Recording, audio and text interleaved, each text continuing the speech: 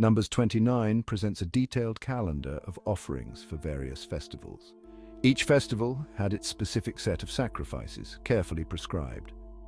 The text outlines the type and quantity of animals, grains and libations, leaving no room for ambiguity. This meticulousness underscores the importance of precision in religious observance. The chapter begins with instructions for the Festival of Trumpets, a day of joyous celebration. Next comes the Day of Atonement, a solemn occasion for reflection and repentance. Following this are the instructions for the Feast of Tabernacles, a week-long harvest festival filled with feasting and rejoicing. Each festival, you see, had its own character, its own set of rituals, and its own meaning. These rituals, though seemingly archaic to modern eyes, offer a glimpse into the social and religious landscape of ancient Israel. They reveal a society deeply connected to its agricultural roots, with festivals tied to the rhythms of the harvest.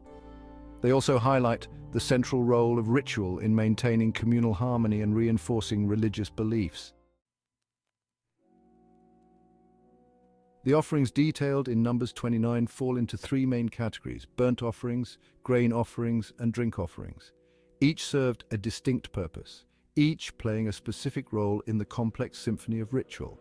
The burnt offerings, wholly consumed by fire, symbolized complete surrender to God. Grain offerings, made from fine flour mixed with oil, represented the fruits of human labor, offered back to the divine provider.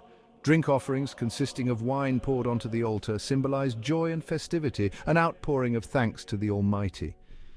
Each offering, you see, carried its own symbolic weight, its own message. Imagine the priests meticulously preparing each offering, following the precise instructions laid out in the text.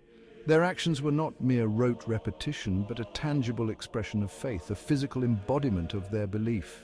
These offerings were a way of communicating with God, of expressing gratitude, seeking forgiveness, and reaffirming their commitment to the covenant.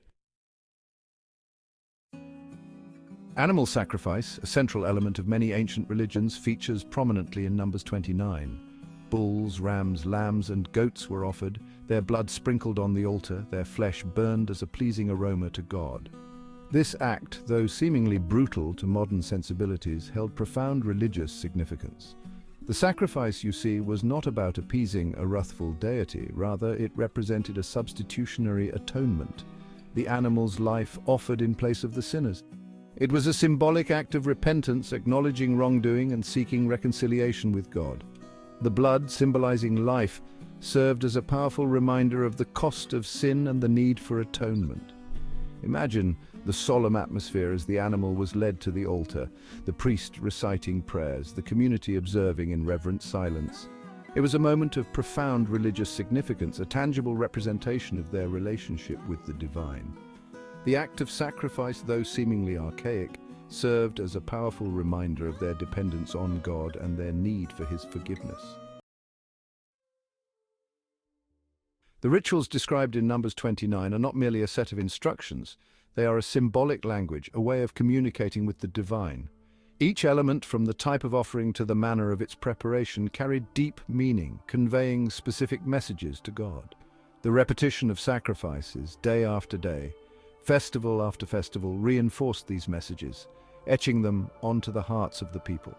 The burnt offering, wholly consumed by fire, symbolized complete surrender to God, a giving up of oneself for a higher purpose. The grain offering, representing the fruits of human labor, acknowledged God as the ultimate provider, the source of all blessings. The drink offering, poured out in libation, expressed joy and gratitude, a celebration of God's goodness and abundance.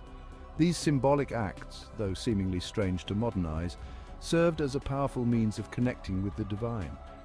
They transcended the limitations of language, speaking directly to the heart through action and symbolism.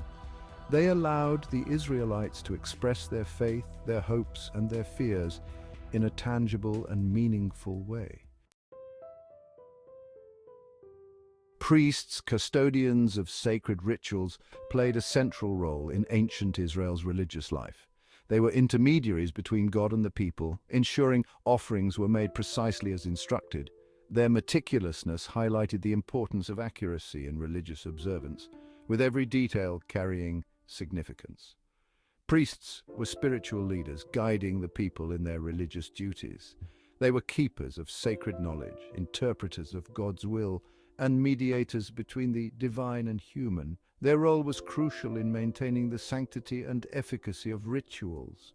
Imagine priests in ceremonial robes, moving with practiced precision around the altar. Every action, gesture, and word was imbued with religious significance and authority. They were guardians of the sacred, bridging the earthly and divine. Are you ready for the next chapter? Just click here to go straight to it.